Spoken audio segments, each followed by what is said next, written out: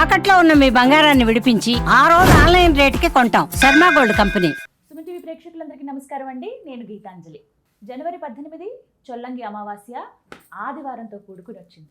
ఎంతో విశేషం అని అంటారు. సాధారణంగా అమావాస్య ఆదివారం రావడం అనేది ఎంతో విశేషతతో కూడుకున్నదని చెప్పేటువంటిది. అయితే అందులోనూ మరి ఈసారి ఉన్నటువంటి ఈ చొల్లంగి అమావాస్య విశిష్టత ఏంటి, ఆ రోజున విధిగా ఆచరించవలసింది ఏంటి, కొన్ని పనులు మనం అమావాస్య రోజు ఇవి చెయ్యాలి చేయకూడదని ఉంటాయండి. ఆ నియమాలు కొన్ని మనం పాటిస్తే ఖచ్చితంగా అభివృద్ధి చూస్తాము.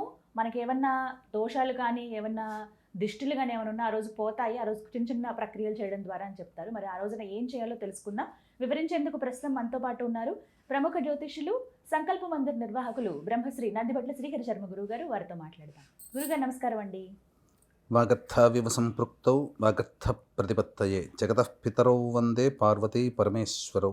ఆదిత్యాయ చ సోమాయ మంగళాయ బుధాయ చ గురుశుక్రశనిభ్యశ్చ రాహవే కేతవే నమః. శృంగేరి జగద్గురు పీఠాధిపతులకి, కంచి పీఠాధిపతులకి నమస్కారములు తెలియజేసుకుంటూ కార్యక్రమాన్ని ప్రారంభిద్దాం. గురుగారు, చొల్లంగి అమావాస్య ఆదివారం, నేను ఫస్ట్ ఇది వినగానే మిమ్మల్ని అడగాలి, అసలు ఏంటి, ఏమైనా పరిహారాలు ఉన్నాయా? ఈ 2026వ సంవత్సరంలో ఇలా ముందుగా అమావాస్య రావడం అనేది ఎలా చూడాలి అంటారు? పుష్యమాసం అమావాస్యనే చొల్లంగి అమావాస్య అని అంటారు. పుష్యమాసానికి ఒక గొప్ప విశిష్టత ఉంది. ఇది ప్రధానంగా శనికి సంబంధించినటువంటి నక్షత్రము పుష్యమి నక్షత్రం. పైగా ఈ పుష్యమి నక్షత్రానికి అధిపతి బృహస్పతి. అందుకే పుష్యమి నక్షత్రానికి బృహస్పతిర్నః పరిపాతు పశ్చాత్ అనే మంత్రంతో ప్రారంభమవుతుంది. అంటే బృహస్పతి అధిపతిగా ఉంటాడు. పుష్యమి నక్షత్రానికి అధిదేవత శని. కాబట్టి విశేషంగా ఈ అమావాస్య రోజున శని బాధలతో బాధపడేటువంటి వాళ్ళు ఎవరైనా కానీ, లేదా జ్ఞాన సముపార్జన, దైవతానుగ్రహం, గురుబలం కావాలనుకునే వాళ్ళు ఈ అమావాస్య రోజున విశేషంగా ఆరాధన చేసుకోవాలి. పైగా ఈసారి అమావాస్య మనకు ఆదివారంతో రావడం చాలా విశేషం. ఆదివారము అమావాస్య, పైగా పూర్వాషాఢ నక్షత్రం ఉదయం 10 గంటల 12 నిమిషాల వరకు ఉంది. తదనంతరం మళ్ళీ ఉత్తరాషాఢ నక్షత్రం వస్తుంది. ఈ ఉత్తరాషాఢ నక్షత్రము అనేటువంటిది ఏంటంటేనమ్మా, దేవత సూర్యుడు కదా, పూర్తిగా సూర్యుడికి సంబంధించినటువంటి రోజుగా అయిపోయింది. పూర్తిగా సూర్యుడికి సంబంధించిన రోజు. అవును. పైగా విశేషం ఏమిటంటే ఆ రోజున రవి, చంద్రుడు, ఈ 2 గ్రహాలు ఒకే కోణంలో ఉంటాయి. ఇది చెప్పవచ్చు. అయితే ఇది పుష్యార్క యోగం కంటే కూడా బలమైంది. ఆదివారం అమావాస్య రావడం చాలా విశేషం. దీనినే చొల్లంగి అమావాస్య అని అంటారు. కారణం ఏంటంటే గౌతముడి ద్వారా ఉద్భవించినటువంటి గౌతమి నది ఏదైతే ఉందో 7 పాయలుగా చీలింది కదా, ఆ గౌతముడి ద్వారా ఉద్భవించిన గౌతమి ఒక పాయ ఈ చొల్లంగి అనే గ్రామం వరకు చేరుకొని అక్కడి నుంచి సాగరంలో కలిసిపోతుంది. అంటే మన ఆంధ్ర తీర ప్రాంతం, కాకినాడ అటువైపు ఉంటుంది చొల్లంగి, అక్కడి నుంచి సముద్రంలో కలిసిపోతుంది.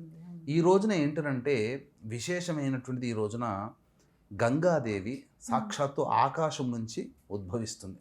కాబట్టి సమస్త నదులలో నదులో స్నానం చేసినా గంగా స్నానం చేసిన పుణ్య ఫలితం, పైగా అమృత వర్షం అన్నమాట. ఈ రోజున చెప్పబడినటువంటి పరిహారాలు చాలా చెప్పబడి ఉన్నాయమ్మా. పుష్య అమావాస్య రోజున ముఖ్యంగా ఇది పితృదేవత ఆరాధనకి చాలా ప్రాముఖ్యత. కాలసర్పదోషాలు, కుజదోషాలు, పితృదేవత ఆరాధన, ఇవన్నీ ఈ రోజున చేయమన్నది. చొల్లంగి అమావాస్య, పుష్య అమావాస్య అనేటువంటిది ఆదివారము అమావాస్య వచ్చినటువంటి సందర్భంగా సకల దేవతల యొక్క అనుగ్రహాన్ని పొందేటువంటి రోజు. దీన్ని దృష్టిలో పెట్టుకునే మన పీఠం ఆధ్వర్యంలో అమావాస్య పుష్యమాసంలో వచ్చినటువంటి డిసెంబర్ 18వ తారీఖు రోజున సాయంకాలం ప్రదోషకాల సమయం, అంటే సాయంత్రం సూర్యాస్తమయం 6 అయిన తర్వాత దశమహావిద్యల యొక్క హోమాలు, ముఖ్యంగా ప్రత్యంగిర, బగళాముఖి, రాజశ్యామల, వారాహి ఇలాంటి హోమాది కార్యక్రమాలు, అలాగే మేష, మిథున, కర్కాటక, సింహ, కన్య, వృశ్చిక, ధనస్సు, కుంభ, మీనరాశిలో జన్మించిన వారికి శనీశ్వర హోమము, అఘోర పాశుపత మంత్ర హోమం శనిదోష నివారణకై జరిపించి శక్తిపాతం చేసినటువంటి కరుంగలి మాల ఇవ్వడం జరుగుతుంది. అవకాశం ఉన్న వాళ్ళు స్క్రీన్పై కనిపిస్తున్న నెంబర్కి కాంటాక్ట్ చేసి మీ గోత్రనామాదులు నమోదు చేసుకోవచ్చు. ఇంకా ముఖ్యంగానమ్మా, ఈ పుష్యమాసము అమావాస్య రోజున శని బాధలు తొలగడానికి నివారణ మార్గం చెప్పబడి ఉంది. ఏంటి? ముఖ్యంగా ఈ రోజున నవగ్రహాల చుట్టూ శివాయ నమః అంటూ 27 ప్రదక్షిణలు చేసి నవగ్రహాల్లో పశ్చిమాభిముఖంగా ఉన్నటువంటి శనైశ్చరుడికి కానీ కాలభైరవుడికి కానీ లేదా ఈశ్వరుడికి కానీ నల్ల నువ్వుల నూనెతో అభిషేకం జరిపించి ఈ నీలిరంగు చామంతి పుష్పాలు, నీలిరంగు శంకు పుష్పాలతో కనుక అపరాజిత పుష్పములు అంటారు, వాటితో కనుక అర్చన చేసినట్లయితే సమస్త శని బాధలు తొలగిపోతాయి. ఈ రోజున ప్రధానంగా ఓం నమో భగవతే వాసుదేవాయ అనే నామాన్ని మొత్తం ఉచ్చరిస్తూనే ఉండాలి. ఇది విష్ణు ప్రీతికరమైనటువంటి మాసంగా కూడా చెప్పబడి ఉంది. అంతేకాకుండా ఈ రోజున వైజ్ఞానికంగా గనక చూసినట్లయితే సూర్యోదయము దారభ్యత 5 ఘడియలు ఖచ్చితంగా సూర్యుని అభిముఖంగా మనం ఉండాలి. ఉంటే అనాహత చక్రం అనేటువంటిది యాక్టివేట్ అవుతుంది. తద్వారా శరీరంలో చాలా రుగ్మతలు అనేటువంటివి తొలగిపోతాయి. అనాహత చక్రం గుండెకి దగ్గరగా ఉంటుంది. కాబట్టి ఈ రోజున వచ్చేటువంటి సూర్యకిరణాలు పుష్య అమావాస్య ద్వారా ఆ రోజున వచ్చేటువంటి సూర్యకిరణాలు అనాహత చక్రం యాక్టివేట్ అవ్వడం. అందుకనే 5 ఘడియలు ఉన్నప్పుడు సూర్యోదయం నుంచి 2 గంటల సమయం. కాబట్టి చక్కగా శరీరం మీద ఎటువంటి వస్త్రం లేకుండానైనా సూర్యుడి యొక్క కాంతి కిరణాలు మన శరీరం మీద పడాలి. ఆ విధంగా ఉండాలి. ఉంటూ నమస్కారం చేసుకునే పద్ధతి చేసుకుంటే చాలు. అలాగే ఈ రోజున ఒక చక్కటి ఇత్తడి పాత్రలో కానీ రాగి పాత్రలో కానీ సంబంధించినటువంటి ఎర్ర చందనము, కుంకుమ, ఎర్రటి పుష్పములు వీటిని వినియోగించి సూర్యుడికి అర్ఘ్యం ఇవ్వాలమ్మా. చేస్తే సకలమైనటువంటి దోషాలు తొలగిపోతాయి. అంతేకాకుండా మనకు నిర్ణయ సింధు గ్రంథ ప్రకారం కనుక చూసినట్లయితే ఈ రోజున పితృదేవతల తృప్తి కోసమై నల్ల నువ్వులతో తర్పణాలు వదలాలి. దేవతల ప్రీతి కోసమై ఈ రోజున తెల్ల నువ్వులతో తర్పణాలు వదలాలి. పితృదేవతలకి వదిలేటప్పుడు నల్ల నువ్వులు ఇందులో వేసుకొని నీరు వేసి పితృదేవతల పేర్లు చెప్పి తర్పయామి తర్పయామి అని ఈ యొక్క బొటన వేలు గుండా లేదా ఈ బొటన వేలు పక్క నుంచి నీళ్లు వదలాలి. దేవతా తర్పణం అన్నప్పుడు తెల్ల నువ్వులు ఇందులో వేసుకుని ఆ దేవత పేరు చెప్పి, ఇష్టదేవత ఉంటుంది, ఇలా తర్పణాలు 3 సార్లు తర్పయామి తర్పయామి తర్పయామి ఇలా వదలాలి దేవతర్పణానికి. ఇది ఈ రోజున చెయ్యాలి. ముఖ్యంగా ఈ రోజున శాస్త్రంలో చెప్పబడినటువంటిది ఖచ్చితంగా చేయాల్సినటువంటిది ఈశ్వరుని యొక్క ఆరాధన, అనగా ఆవునేతితో ఆరాధన, అనగా ఆవునేతితో అభిషేకం ఈశ్వరుడికి ఈ రోజున ఖచ్చితంగా చేయమని శాస్త్రం. చేసినట్లయితే సమస్తమైనటువంటి దోషములు తొలగి ఆ యొక్క పరమేశ్వరానుగ్రహం కలుగుతుంది. పితృదేవతల యొక్క ఆరాధన ముఖ్యంగా విశేషంగా చెప్పబడి ఉంది. అంతేకాకుండా సముద్ర స్నానం గనక ఈరోజు చేసినట్లయితే సకల దోషముల నుంచి తొలగిపోయి సకల పాపముల నుంచి విముక్తుడవుతాడని శాస్త్రవచనం. అలాగే అందుకనే చొల్లంగి దగ్గర ఈ రోజున స్నానం ఆచరిస్తారు.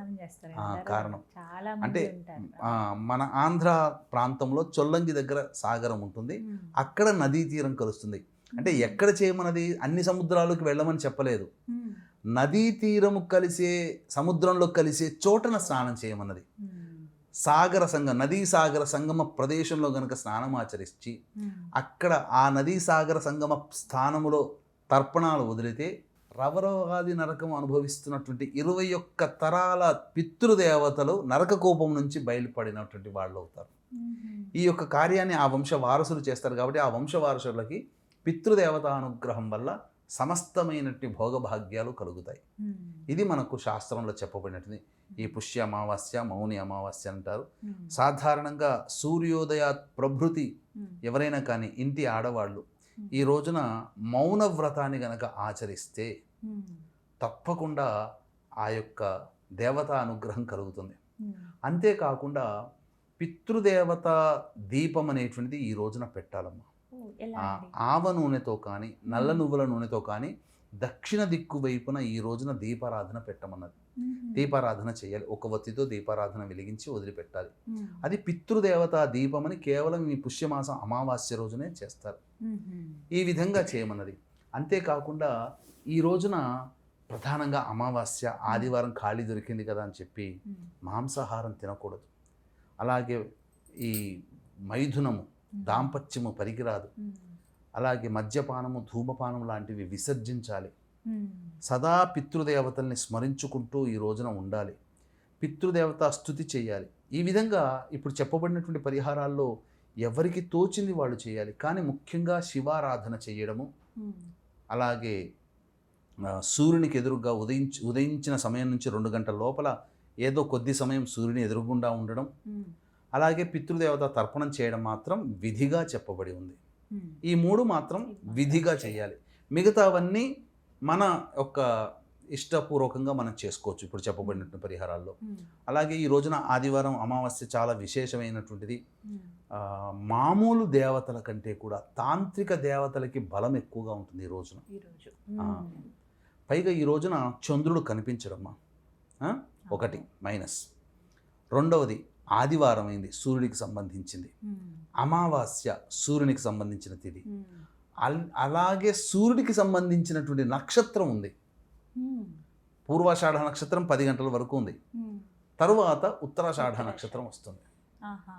కాబట్టి ఈ పుష్యమాసానికి అధిపతి అయినటువంటి శని భగవానుడికి సంబంధించిన లగ్నము, ఇప్పుడు శని మీన రాశిలో ఉన్నాడు అంటే మీన లగ్నము 10 గంటల నుంచి ప్రారంభమై 11 గంటల 50 నిమిషాల వరకు ఉంటుంది.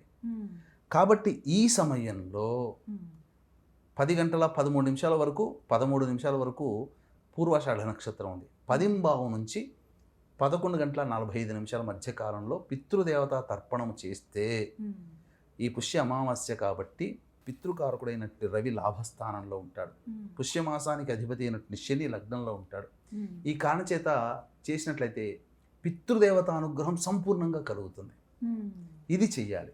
అలాగే మన పీఠమాధ్వర్యంలో ఇంతకుముందు చెప్పినట్టుగా తాంత్రిక దేవతల యొక్క శక్తి ఎక్కువగా ఉంటుంది కాబట్టి సర్వదోషాలు తొలగి జాతకంలో అనుకున్నటువంటి పని నిర్విఘ్నంగా కొనసాగాలి. కాబట్టి ఈ ఆదివారం అమావాస్య సందర్భంగా మన పీఠమాధ్వర్యంలో జరిగే సర్వదోష నివారణ పూజల హోమాలలో భాగంగా తాంత్రిక దేవతలైనటువంటి ప్రత్యంగిర, బగళాముఖి, వారాహి, అలాగే రాజశ్యామల ఇలాంటి దేవతల యొక్క హోమాది కార్యక్రమాలు జరిపించడం జరుగుతుంది. అవకాశం ఉన్న వాళ్ళు గోత్రనామాలు నమోదు చేసుకొని కరుంగలి మాలను పొందవచ్చు.